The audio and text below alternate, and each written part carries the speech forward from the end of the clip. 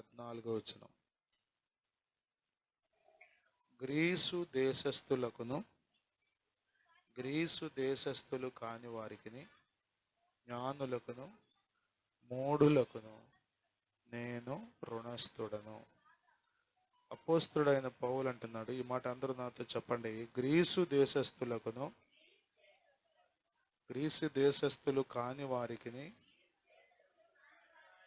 జ్ఞానులకును మూఢులకును నేను రుణస్థుడను. I am ఎ డెప్టర్ అన్నాడు. నేను అప్పున్నాను అంటున్నాడు. రుణస్థుడు అంటే అర్థం ఏంటి? అప్పున్నాను అని. అప్పు అంటే అప్పు ఉండడం అంటే అర్థం ఏంటి? వాళ్ళ దగ్గర అప్పు చేశాను, అది ఖచ్చితంగా నేను తీర్చాలి అని అర్థం. అంతేగా? ఉదాహరణకి పవన్ దగ్గర నేను ఒక 10,000 తీసుకున్నాను అనుకోండి, ఏం చేయాలి చెప్పండి? 10,000 కట్టాలి. అది రుణం అంటే. రుణస్థుడను అంటున్నాడు. రుణస్థుడను. పౌలుకు ఎంతో ప్యాషన్ ఉంది సువార్త విషయంలో, ఒక తీవ్రమైన కోరిక. పౌలు ఏ పని చేసినా అట్లాగే చేస్తాడు.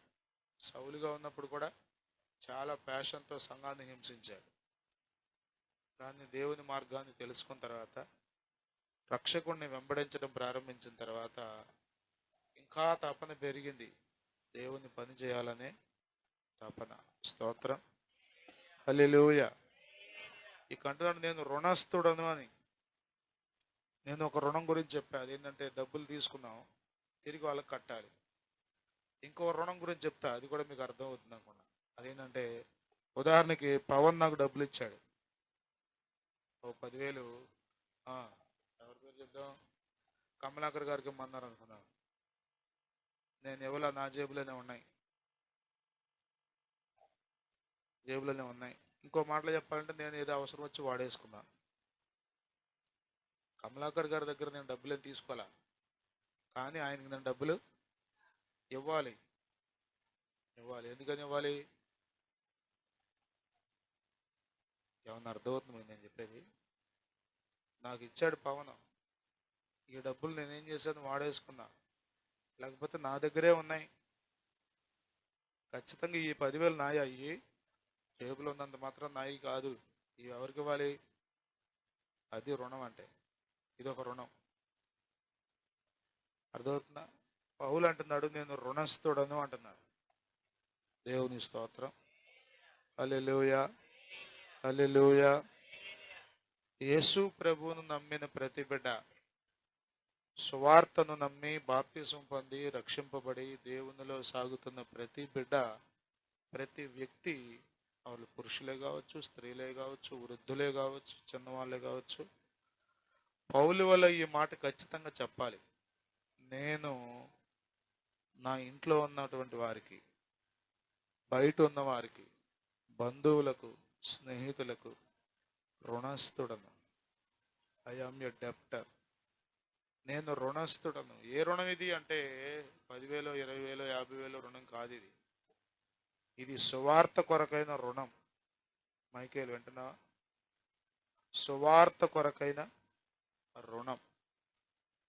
ప్రియమైన దేవుని జనాంగమా, నేను చాలాసార్లు మీతో చెప్పాను, మా నాన్నగారు ప్రభువుని తెలుసుకోబట్టి మేము ప్రభువుని తెలుసుకున్నాం. దానికి కారణం ఒక తల్లి చెప్పిన సువార్త. చెప్పకపోతే ప్రజలకు ఎలా తెలుస్తుంది? అర్థమవుతుందా? మీరు గమనించండి, ఒక పెద్ద షాపింగ్ మాల్ బందర్లో పెట్టారనుకోండి, ఎంతో ఇన్వెస్ట్మెంట్ చేయాలి, ఎంతో పెట్టుబడి పెట్టి షాపు తీసుకోవాలి, దానికి ఏర్పాట్లన్నీ గాజుతో చేయాలి, రకరకాల షెల్ఫ్లు కట్టించాలి, మెటీరియల్ తేవాలి. అక్కడతో సరిపెట్టుకోడు యజమానుడు. చెప్పండి, రకరకాలైన పద్ధతులు వచ్చినాయి పబ్లిసిటీ చేయడం కోసం, ఆ షాపుని ప్రజల్లోకి తీసుకెళ్ళడం కోసం.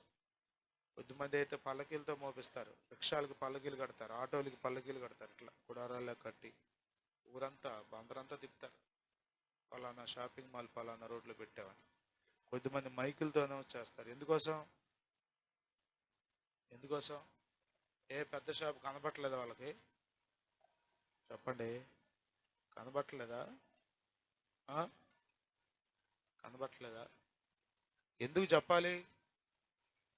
చెప్పండి.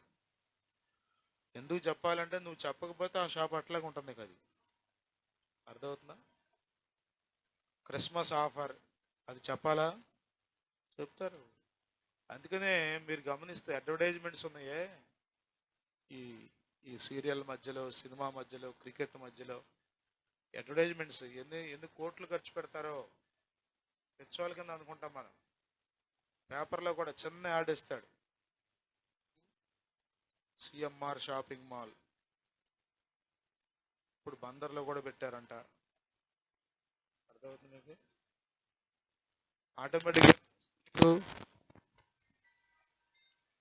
ఏమనిపిస్తుంది? అదవుతుందా? చూసిన తర్వాత ఒత్తి చేలతో రావాలనిపించదు, ఏదో ఒకటి కొనుక్కొస్తాం చాలు. అదే వ్యాపారం. ఇది లోక సంబంధమైన వ్యాపారం. తన బ్రతుకు తెరువు కోసం, తన లాభం సంపాదించుకోవడం కోసం, తన కుటుంబం, తన పిల్లలు ఇంకా ఆర్థికంగా అభివృద్ధి చెందడం కోసం మనుషులు చేసే ప్రయత్నం అది. తప్పేమీ లేదు దానిలో. మోసం చేస్తే తప్పు, కానీ తను చేసేదాన్ని చెప్పుకుంటే తప్పే ఉంది. గమనించండి, ఇది సువార్తను గురించిన ప్రకటన, యేసు ప్రభువుని గురించి ప్రకటించడం. ఇది ఇది మనకు లాభమా వాళ్ళకు లాభమా అంటే చెప్పండి. బోత్ డైమెన్షన్స్ లో, రెండు కోణాల్లోనూ లాభమే. సువార్త చెప్పేవాడికి సువార్త చెప్పటం ద్వారా లాభం, సువార్త వినేవాడికి సువార్త వినడం ద్వారా లాభం. ఏ లాభం కలుగుతుంది అంటే డబ్బులు వస్తాయా? చెప్పండి. డబ్బులు వస్తాయా అంటే డబ్బులు కాదు, భౌతికమైనవి కాదు. సువార్తలో గొప్ప శక్తి ఉంది. ఆ శక్తిని ఆ వ్యక్తి పొందుతాడు. కాబట్టి సువార్త చెప్పాలి. సువార్త చెప్పని సంఘం మృతి పొందిన సంఘం. సువార్త చెప్పని క్రైస్తవుడు బ్రతుకుచుండియు చనిపోయిన వాడితో సమానం. యేసు ప్రభుని గూర్చి నీ నోరు మాట్లాడకపోతే అనొచ్చు, అనకూడదు, కానీ ఆ నోరు వలన ఉపయోగం లేదు. సువార్త కొరకు తిరగకపోతే ఆ కాళ్ళు వలన ఉపయోగం లేదు. పౌలుకి ఆస్తుంది. పౌలు చదువుకున్నవాడే, చాలా తెలివైన వాడు, మంచి గోత్రంలో పుట్టాడు, మంచి విద్య నేర్చుకున్నాడు. కానీ ఇంత తెలివైన వ్యక్తి అంటున్నాడు నేను రుణస్థుడను అని. తెలివి లేక కాదు, నిజము కాబట్టి. అది మనం రుణస్థులం. మీ ఇంట్లో ఇంకెవరు ప్రభువుని తెలుసుకోలేదో వారికి మీరు రుణస్థులు. వారికి మీరు రుణం అన్నారు, రుణం అన్నారు మీరు. ఎప్పుడు తీరుస్తారో అది మీ ఇష్టం. ఇక ఎప్పుడు తీరుస్తారో, ఎప్పుడు తీరుస్తారో. మనం రోజుకి ఇంచుమించు 10,000 మాటలు మాట్లాడతాం. స్త్రీలు అయితే ఇంకొంచెం ఎక్కువే మాట్లాడతారు. ఖాళీగా ఉన్న స్త్రీలు అయితే ఇక అసలు ఇక చెప్పలేము, డబుల్ ట్రిబుల్ మాట్లాడతారు. కానీ వీటిలో ఎన్ని మాటలు మనం ప్రభువుని గురించి మాట్లాడుతున్నాం, ఎన్ని మాటలు ప్రభువుని గురించి మాట్లాడుతున్నాం. పౌలు అంటున్నాడు, గ్రీసు దేశస్థులకును గ్రీసు దేశస్థులు కాని వారికి, జ్ఞానులకును మూఢులకును, మూర్ఖులకు కూడా నీవు రుణస్తుడు అంట. వాడు మూర్ఖుడండి, వాడికి అసలు ఏమి ఎక్కదండి, ఎక్కకపోగా ఎదురు తిరుగుతాడండి, ఇతరునం మాట్లాడతాడండి. అయినా కానీ వాడికి కూడా నీవు రుణస్తుడు. ప్రియమైన దేవుని బిడ్డ, రక్షణ పొంది ఎన్నాళ్ళైంది?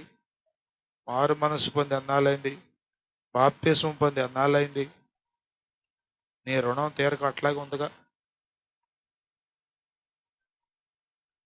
ఒక్కరికైనా సువార్త చెప్పావా? ఒక్కరికైనా యేసు ప్రభు గురించి 4 మాటలు చెప్పావా? అవకాశం చేసుకుని మరీ చెప్పావా? అర్థమవుతుందా? పెళ్లిలో సువార్త చెప్పాలి, చనిపోయిన చోట సువార్త చెప్పాలి, బంధువులను కలిసినప్పుడు సువార్త చెప్పాలి, ఫోన్లో మాట్లాడేటప్పుడు సువార్త చెప్పాలి. నీవు ఎంతవరకు సువార్తనే గురిగా పెట్టుకుని చేయాలి, అది నీ రుణం. ఒకవేళ రేపు గనక నువ్వు దేవుని దగ్గర నిలబడాల్సి వస్తే చాలా కష్టం, చాలా కష్టం. నీవు చేయవలసిన మేలు ఎంతో ఉంది ప్రజలకి. నీ ద్వారా ప్రజలు ఎంతో మేలు పొందుతారు, నరకం నుండి తప్పించబడతారు, పరలోకానికి హక్కుదారులు అవుతారు, వారసులు అవుతారు. అలాంటి శ్రేష్టమైన వార్త చెప్పకుండా ఎలా ఉండగలుగుతున్నావు నీవు? పౌలు నేను రుణస్థుడు అన్నట్లుగా నీవు అనలేవా? ప్రభువా నేను రుణస్థుడు నాయన, ఇదిగో నా భర్తకు నేను రుణస్థుడిని, నా భార్యకు నేను రుణస్థుడిని, నా తల్లిదండ్రులకు నేను రుణస్థుడిని. సువార్త విషయంలో లేకపోతే యేసు ప్రభుని గురించి మనుషులు చాలా రకాలైన అభిప్రాయాలు కలిగి ఉన్నారు. Evangelism is a hard thing, చాలా కష్టమైన విషయం సువార్త చెప్పటం. ఎందుకంటే సువార్త చెప్పేటప్పుడు నేను ఎదిరించే వాళ్ళు ఉంటారు, వితండం మాట్లాడే వాళ్ళు ఉంటారు, ఇష్టానుసారంగా ప్రవర్తించే వాళ్ళు ఉంటారు ఉంటారు ఉంటారు వాళ్ళుగా పోతే నిన్నేమో అనరు, కానీ వాస్తవం మాట్లాడితే కష్టంగా ఫీల్ అవుతారు. అందుకనే ఫిలిప్పి పత్రికలో పౌలు అన్నాడు, చూడండి ఆ మాట, ఫిలిప్పి పత్రిక 1వ అధ్యాయం, అపోస్తలుడైన పౌలు ఫిలిప్పీలకు రాసిన పత్రిక 1వ అధ్యాయం 27-28 వచనాలు. నేను వచ్చి మిమ్మల్ని చూచునను రాకపోయినను మీరు ఏ విషయంలోనూ ఎదురించు వారికి బెదరక. ఎదిరించే వాళ్ళు ఉన్నారు, సువార్తను ఎదిరించే వాళ్ళు. ఇప్పుడు మనం చెప్పకపోతే వాళ్ళు నష్టపోతారు, మనకేమి నష్టం ఉండకపోవచ్చు, కానీ మనం రక్షణ పొందాక నష్టమే ఉండదు మనకు వ్యక్తిగతంగా. కానీ ఈ సువార్త చెప్పవలసిన భారం మన మీద ఉంది. ఆ భారంతో రక్షణ పొందినటువంటి అనుభవంలో మనం ఏం చేస్తాం? సువార్తను ప్రకటిస్తాం. అది వాళ్ళకి అర్థం కాదు కాబట్టి ఖచ్చితంగా వాళ్ళు ఎదిరిస్తారు. ఎదిరించిన వాళ్ళే మనం కూడా ఒకప్పుడు. ఎదిరించలేదా అంటే ఎదిరించాం. ఎన్నెన్నో మాటలు మాట్లాడాం, ఎన్నెన్నో రీతిలుగా దూషించాం. పౌలు అంటున్నాడు సంఘంతో, మీరు ఏ విషయంలో కూడా ఎదిరించే వారికి బెదరొద్దు. దేవుని స్తోత్రం, హల్లెలూయా హల్లెలూయా. దేని గురించి మాట్లాడుతున్నాడు అంటే సువార్త గురించి మాట్లాడుతున్నాడు. చదవండి, అందరూ ఒక్క భావముతో సువార్త విశ్వాస పక్షమున పోరాడుచు ఏక మనస్సు గలవారై నిలిచి ఉన్నారని నేను మిమ్మల్ని గూర్చి వినలాగున మీరు క్రీస్తు సువార్తకు తగినట్లుగా ప్రవర్తించుడి.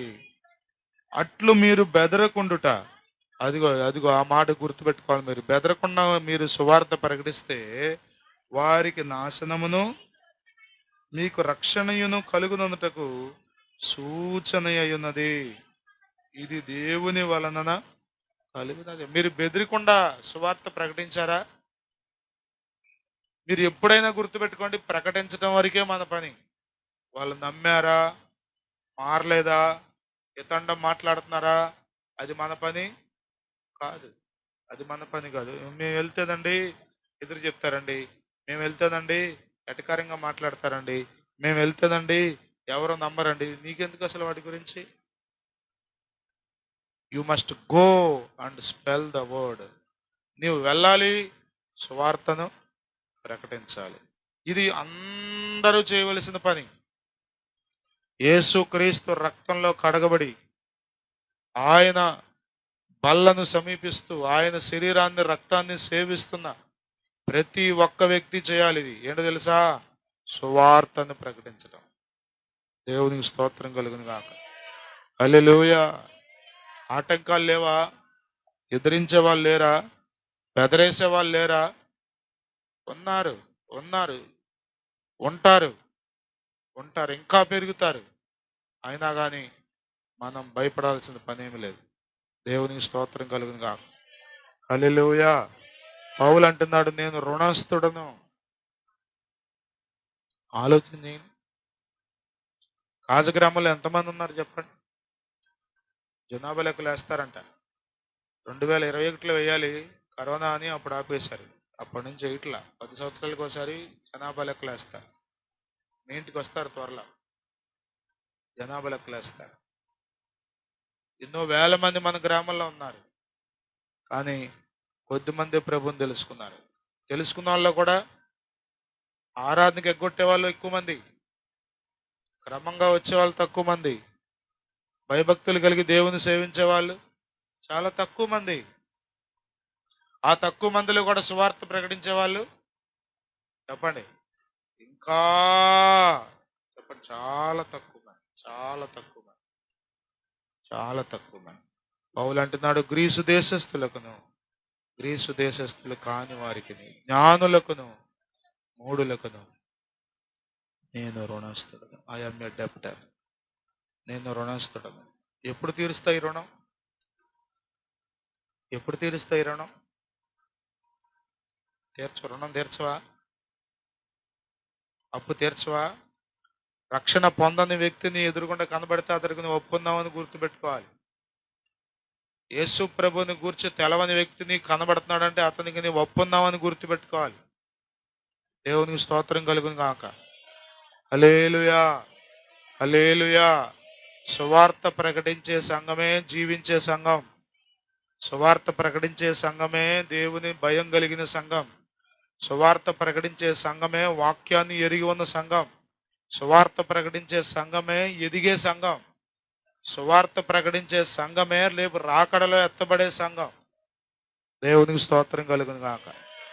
హల్లెలూయా, హల్లెలూయా.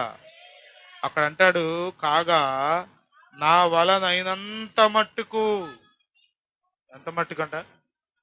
నా వలన అయినంత మట్టుకు, నా వలన అయినంత మట్టుకు. నీ వలన ఎంత అవుద్ది చెప్పండి? ఎంత ఎంత కొయ్యగలవు కోత? నువ్వు వరి కోత ఎంత కొయ్యగలవు? రోజుకి ఎకరం కోసేస్తావా? ఒక కొయ్యాలని ఆశ ఉంటుంది. ప్రభా కృప చూపు, నేను కోసేస్తే 3000 అంట తీసేసుకుంటాను, రోజుకి 3000 అనిపిస్తుంది మనకి కదా కదా. ఎంతెంతో అనిపిస్తుంది లోకంలో. కానీ సువార్త చెప్పే విషయంలో నీ వలన ఎంత అవుతుంది, ఎంత చేయగలుగుతున్నావు? నీ వలన అయినంత మట్టుకు నువ్వు చేస్తున్నావా?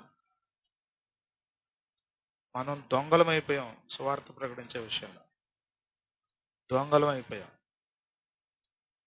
అన్నిటి గురించి మాట్లాడతాం, రాజకీయాలు మాట్లాడతాం, వ్యవసాయం గురించి మాట్లాడతాం, చెప్పండి, ఈ వ్యాపారస్తులు చేసే మోసాల గురించి మాట్లాడతాం, అన్నిటి గురించి మాట్లాడతాం. కానీ యేసుని గురించి మాత్రం మన నోరు పెగల్దాం. పౌలు బ్రతకలేడా? పౌలుకు కోట్ల రూపాయలు ఆస్తుంది, మంచి విద్య ఉంది. మోషే బ్రతకలేడా? ఫరో రాజకుమార్తె యొక్క కుమారుడుగా ఉన్నాడు అంతఃపురంలో. సకల విద్యా ప్రవీణత పొందాడు, అన్ని తెలుసు మోషేకి.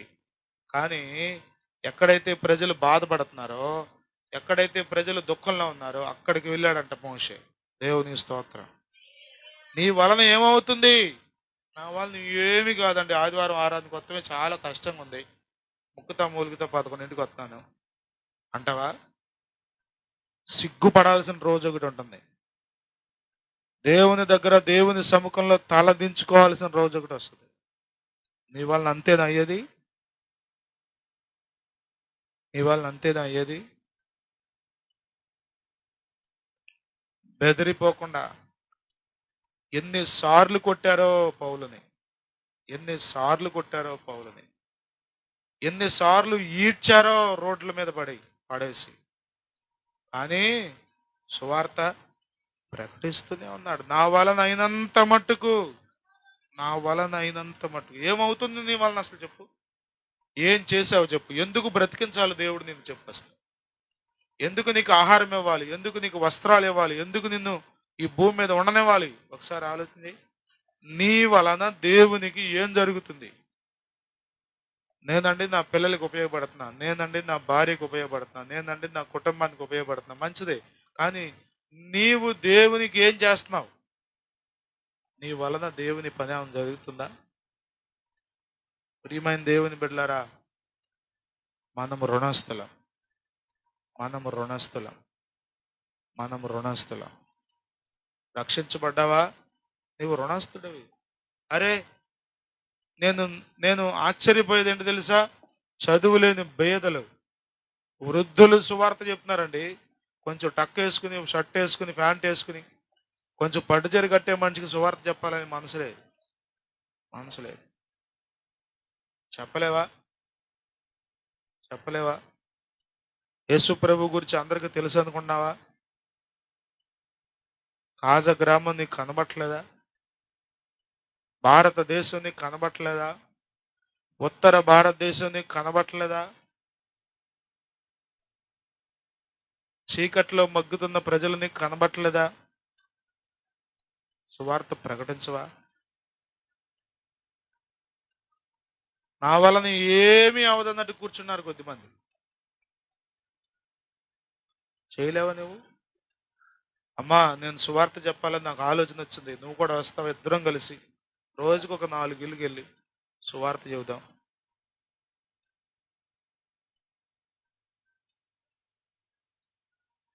నేను పాఠాలు చెప్పమని గవర్నమెంట్ నాకు ఉద్యోగం ఇచ్చింది. పాఠాలు చెప్తే ఏం చేస్తుంది? నెల అయ్యేసరికి జీతం ఇస్తుంది. కృపావరం వాళ్ళు ఇంటింటికి తిరిగి 4 సామాన్లు అమ్ముకుంటే చెప్పండి, 4 రూపాయలు డబ్బులు వస్తాయి. మనం చేసే ప్రతి పనికి ఏదో ఒకటి జీతం వస్తుంది వెనకాల. కానీ సువార్తకు లేదనుకున్నారా? నీ ద్వారా ఒక వ్యక్తి రక్షించబడితే, బైబిల్లో రాయబడింది, దానియేలు గ్రంథం 12వ అధ్యాయం 3వ వచనం. నేను ముగిస్తున్నాను. దానియేలు గ్రంథం 12వ అధ్యాయం 3వ వచనం.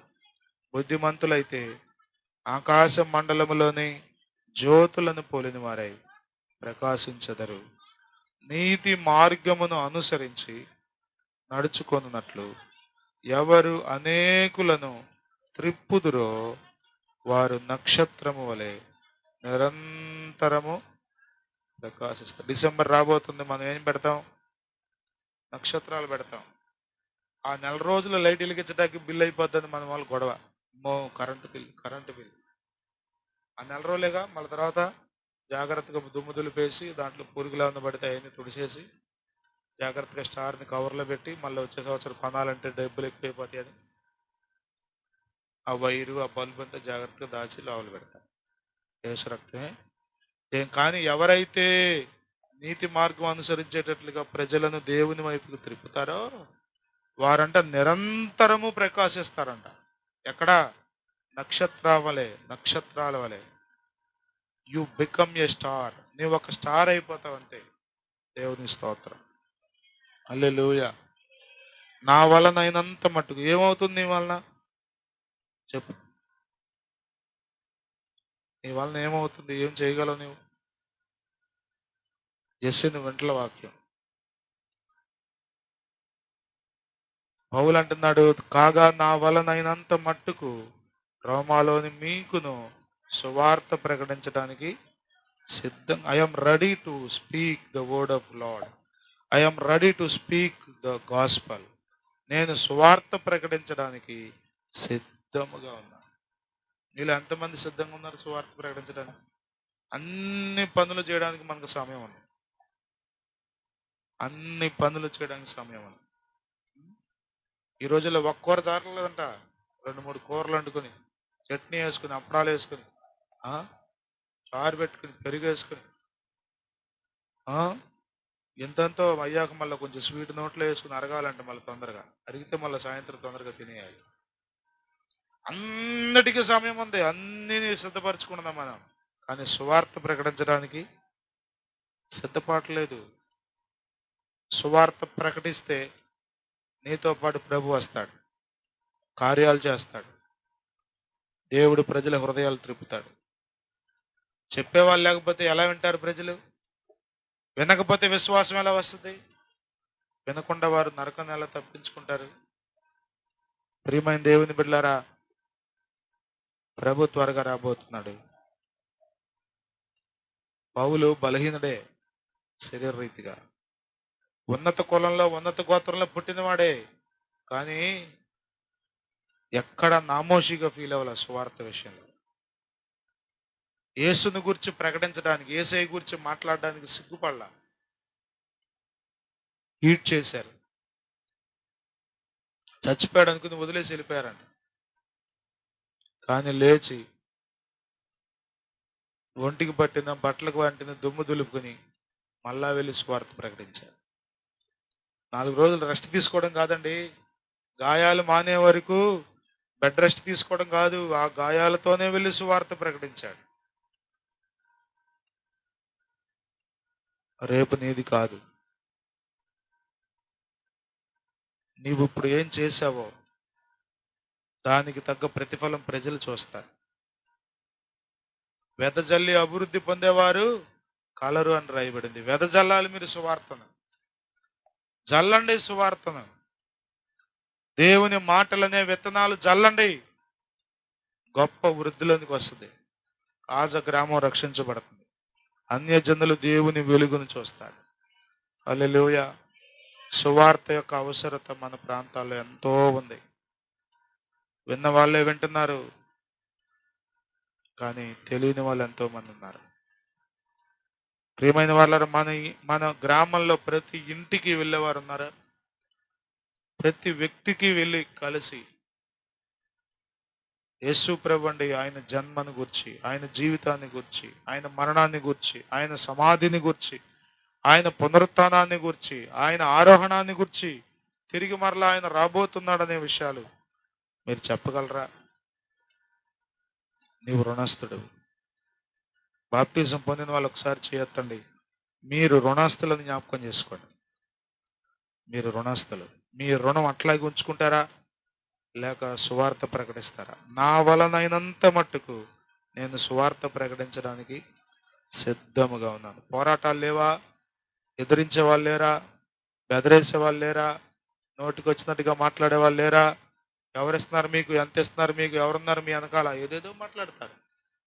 Let them BARC. వాళ్ళని మరగనివ్వండి, నథింగ్ టు వర్రీ.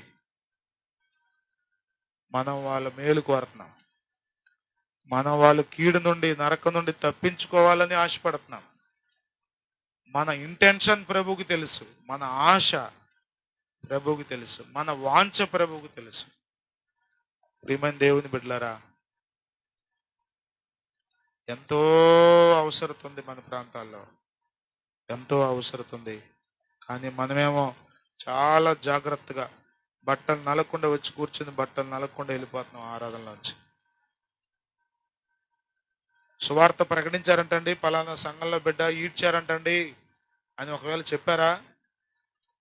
నిశ్చయంగా నువ్వు ధన్యుడు.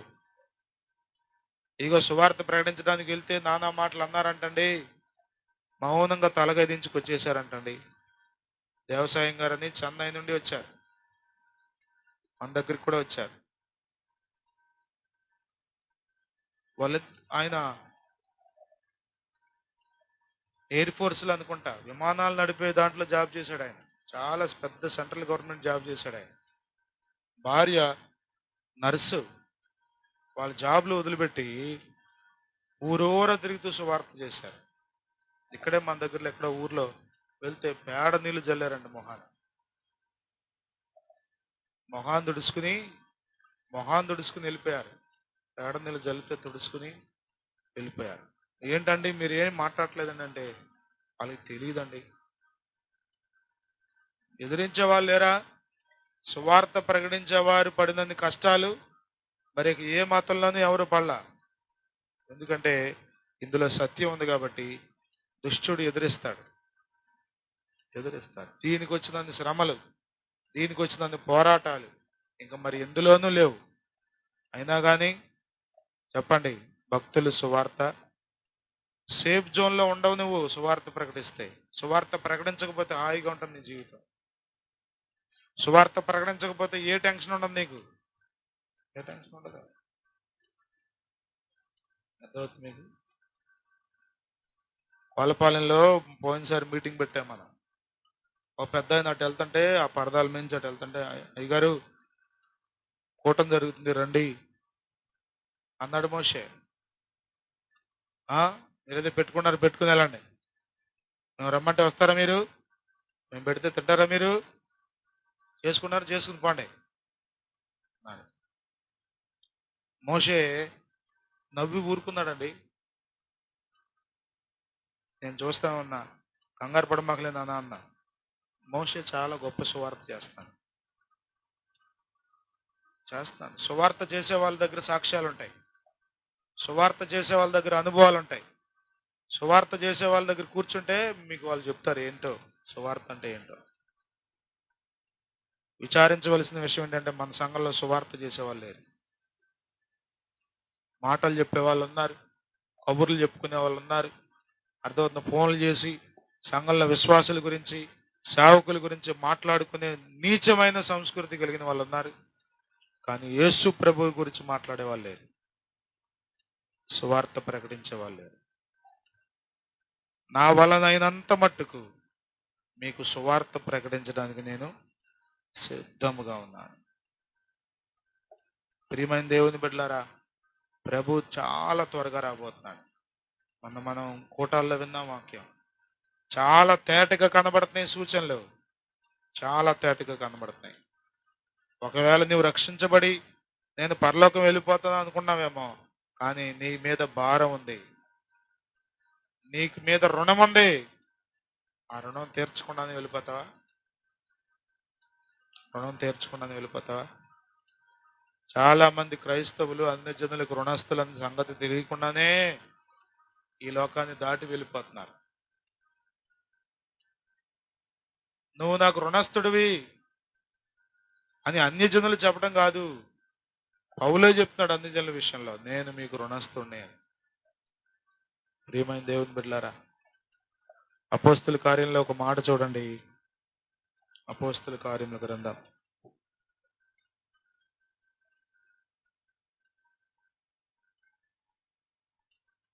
16వ అధ్యాయం 9వ వచనం. అప్పుడు మాసిదోనియా దేశస్థుడు అక్కడ నిలిచి, నీవు మాసిదోనియాకు వచ్చి మాకు సహాయము చేయమని తనను వేడుకొనుచున్నట్టు రాత్రి వేళ పౌలునకు దర్శనము కలిగెను. అతనికి ఆ దర్శనము కలిగినప్పుడు వారికి సువార్త ప్రకటించుటకు దేవుడు మమ్మల్ని పిలిచి ఉన్నాడని మేము నిశ్చయించుకుని వెంటనే మాసిదోనియాకు బయలుదేరుటకు యత్నము. మాసిదోనియాకు వెళ్ళాడంట. అట్లా దర్శనం వచ్చిందంట రాత్రి వేళ పౌలుకి. ఏమని? మాసిదోనియాకు వచ్చి మాకు సహాయం. ఏంటి సహాయం? డబ్బుల సహాయమా? బట్టల సహాయమా? ఇల్లు సహాయమా? ఆస్తి సహాయం? ఏ సహాయం? అర్థమైపోయింది పౌలు గారికి. అనుకున్నాడంట, లేవటమే ఒత్తిడే లేచి అనుకున్నాడంట, వారికి సువార్త ప్రకటించడానికి దేవుడు మమ్మను పిలిచి ఉన్నాడు. ప్రియమైన దేవుని బిడ్డలారా, ఇద్దరిద్దరు చేయొచ్చుగా సువార్త? చెప్పండి. ఇదిగో ఈ మా ప్రాంతం అంతా, నేను ఇంకో ఈ స్త్రీ, నేను ఈ పురుషుడు ఇద్దరం కలిసి వెళ్తాం. వాళ్ళు ఏమన్నా అనుకొని తిట్టని కొట్టని నోటికి వచ్చినట్టు మాట్లాడుకొని యేసయ్యని గురించి ప్రకటిస్తాను. బయలుదేరాడండి. ఈ అధ్యాయంలోనే ఈడ్ చేశారు, ఇరక్కొట్టేశారు, బెత్తాలతో వస్త్రాలు లాగేశారు, చాలా దెబ్బలు కొట్టి చెరసాల్లో పడేశారు. ప్రియమైన వాళ్ళ మాసిదోనియా సంఘం గొప్పతనం ఏంటి తెలుసా? మీకు మాసిదోనియా సంఘం గొప్పతనం తెలియాలంటే 2 కొరింథీ పత్రిక ఆ 8వ అధ్యాయం 11వ అధ్యాయం చదివితే ఎంత గొప్ప సంఘం అక్కడ కట్టబడిందో. సువార్త ప్రకటిస్తే ప్రజలు మారతారు, సువార్త ప్రకటిస్తే ప్రజలు విధేయులు అవుతారు, సువార్త ప్రకటిస్తే ప్రజల బంధకాల్లో నుండి విడుదల పొందుతారు. సువార్త ప్రకటించబడితే అపవాది వేసిన ముసుగు తొలగిపోతుంది. సువార్త ప్రకటించబడితే చీకటి పోయి వెలుగు వస్తుంది. సువార్త ప్రకటించబడితే శాపం పోయి ఆశీర్వాదం వస్తుంది. సువార్త ప్రకటించబడితే నిరాశలో ఉన్న ప్రజలు నిరీక్షణలోనికి వస్తారు. వాళ్ళకు మనం చేసే గొప్ప మేలేంటి తెలుసా? సువార్త ప్రకటించడం. అర్థమవుతుందా? డబ్బులు ఇస్తున్నామేమో, అవసరానికి ఉపయోగపడుతున్నామేమో, సహాయం చేస్తున్నామేమో, మాట సహాయం, ఇవన్నిటికీ మించిందని తెలుసా? వారికి సువార్త ప్రకటించడం. దర్శనంలో ఏమని వచ్చింది? మాకు సహాయం చేయమని కోరుకున్నాడంట. ఏం చేస్తున్నాడు సహాయం పౌలు గారు అంటే, వెళ్ళి సువార్త ప్రకటిస్తున్నాడు. ప్రియమైన వాళ్ళరా, నీ భర్తకు నువ్వు చేసే సహాయం ఏంటి తెలుసా? అతనికి సువార్త ప్రకటించడం. నీ భార్యకు నువ్వు చేసే సహాయం ఏంటి తెలుసా? ఆమెకు సువార్త ప్రకటించి దేవుని వైపు నడిపించడం. నీ తల్లిదండ్రులకు, నీ పిల్లలకు, నీ ఇరుగు పొరుగు వారికి, నీ అన్నదమ్ములకు, నీ అక్క చెల్లెళ్లకు, నీ బంధుమిత్రులకు నువ్వు చేసే గొప్ప సహాయం ఏంటి తెలుసా? వారికి సువార్త ప్రకటించి వారిని నరకం నుండి తప్పించుకున్నట్లుగా దేవుని వైపు త్రిప్పడం. సువార్త ప్రకటిస్తున్నావా? నేను రుణస్థుడు అంటున్నాడు. నేను రుణస్థుడను. చిన్నగా చెప్పండి దేవుని మాటలు. యేసు ప్రభు కన్యమరి గర్భంలో పుట్టాడు. 33.5 సంవత్సరాలు జీవించాడు. ఏ పాపం లేకుండా పరిశుద్ధుడిగా జీవించాడు. ఆయన కలువరి శిలువలో మనందరి పాపాల కొరకు చనిపోయాడు. ఆయన సమాధి చేయబడ్డాడు. ఆయన 3వ దినాన తిరిగి లేచాడు. 40 రోజులు అనేక మందికి తను తాను ప్రత్యక్షపరుచుకున్నాడు. పరలోకానికి ఆరోహణమై వెళ్ళాడు. వెళ్తూ అన్నాడు, నేను మరలా తిరిగి వస్తా అన్నాడు. ఎవరైతే ఆయన యందు విశ్వాసం ఉంచుతారో వారిని ఆయన తీసుకెళ్ళడానికి వస్తున్నాడు. నువ్వు ఆయన నమ్ముకుంటావా? నరకం తప్పించుకుంటావు. నీవు ఆయన్ని నమ్ముకోకుండా అపహాస్యం చేస్తావా? ఎగతాళిగా తీసుకుంటావా? అయ్యో, భయంకరమైన శిక్ష నీకుంది, నరకం చాలా ప్రమాదకరమైంది అని చెప్పడమే సువార్త. చాలా స్పష్టంగా చెప్పొచ్చు సువార్త. ఇందులో ఏమీ తెలియంది, దాయంది, అర్థం కాంది, మర్మంగా ఉన్నది ఏమీ లేదు. It is very clear. It is very clear. చెప్తారా? సంవత్సరాలు గడిచిపోతున్నాయి. అయిపోయింది 2024 అయిపోద్ది. క్రిస్మస్ అడవుల్లో అయిపోద్ది. కానీ ఒక్కరికన్నా సువార్త చెప్తారా? పర్సనల్ ఇవాంజలిజం, వ్యక్తిగతంగా సువార్త చేస్తారా? వ్యక్తిగతంగా ఒక్కొక్క మనిషి దగ్గరికి వెళ్ళి చెప్తారా? ప్రియమైన దేవుని బిడ్డలారా, క్రీస్తునందు మీ ప్రయాస వ్యర్థం కాదు. మీరు లోకంలో పడే ప్రయాస వ్యర్థం అయిపోతుంది కదా. ఇప్పుడు ప్రయాస వ్యర్థమైపోతుందనే కదా రాత్రులు కూడా కోసేస్తున్నారు మెషిన్ పెట్టి. 6 నెలలు 5 నెలలు పడిన కష్టం అంతా నేల పాలైపోద్దేమోనని తాపత్రపడుతున్నాం. ఒక్కొక్కసారి వ్యర్థమైపోద్ది కదా. ఒక్కొక్కసారి ఏమవుద్ది, లారీ ఇల్లు లోడ్ కూడా తిరిగి వచ్చేస్తుంది. జామ ఎక్కువ ఉంది కొందన్నాడు, మెల్లోడు వద్దన్నాడు. ఎంత బాధో. మళ్ళా ఆ సంచులన్నీ కిందకు దించాలి, అవన్నీ కొయ్యాలి, మళ్ళీ వాటిని ఆరబోయాలి, మళ్ళీ 4 రోజులు 5 రోజులు ఎండబెట్టాలి, మళ్ళీ ఏమైనా మొబ్బడితే ఎంతో కష్టం. ఎంత కష్టమైనా మన కొరకు మనం చేస్తున్నాం. కానీ సువార్త ప్రకటించమంటే మాత్రం చెప్పండి, బిగుసుకుపోతున్నాం మనం. అంతే. దేవుడు లెక్క అడుగుతాడు. నువ్వు రుణస్థుడు, గుర్తుపెట్టుకో, నువ్వు రుణస్థుడు. సువార్త ప్రకటిద్దాం, సువార్త ప్రకటిద్దాం. ప్రజలు చాలా అవసరతలో ఉన్నారు.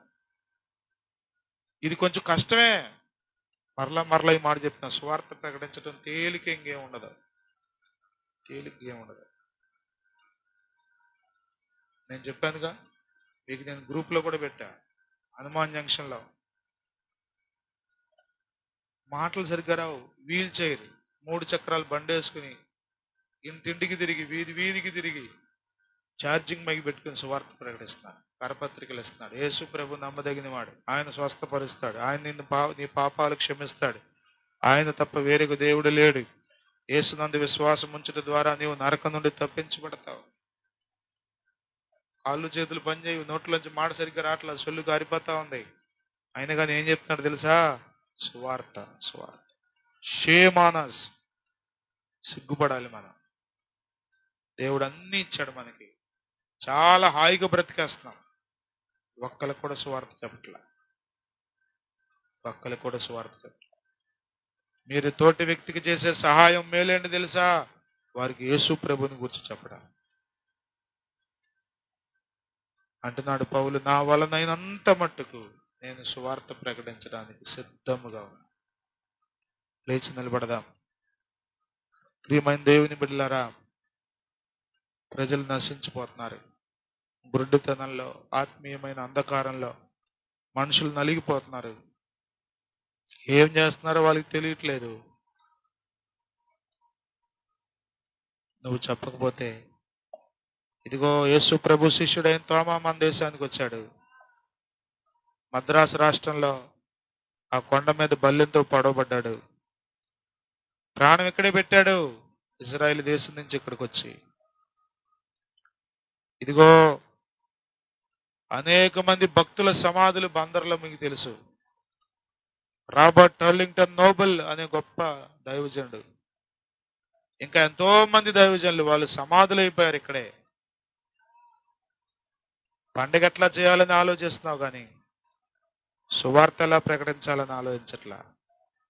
ఎక్కడ షాపింగ్ చేయాలని ఆలోచిస్తున్నావు కానీ ఇంకా ఎంతమందికి సువార్త చెప్పాలని ఆలోచించట్లా. నీవు రుణస్థుడివని నీకు అర్థమవుతుందా? బాప్తిసం పొందిన బిడ్డలారా, దేవుని రక్షణను అనుభవిస్తున్న దేవుని సంగమా, నీవు రుణస్థుడివి. ఎన్నో విషయాలు మాట్లాడుతున్నావు కానీ యేసయ్యను దాచేస్తున్నావు. ఎన్నో విషయాల గురించి చెప్తున్నావు కానీ యేసయ్య గురించి చెప్పడానికి సిగ్గుపడుతున్నావు. నేను చెప్తాను ప్రభువా, నేను సువార్త చేస్తానయ్యా.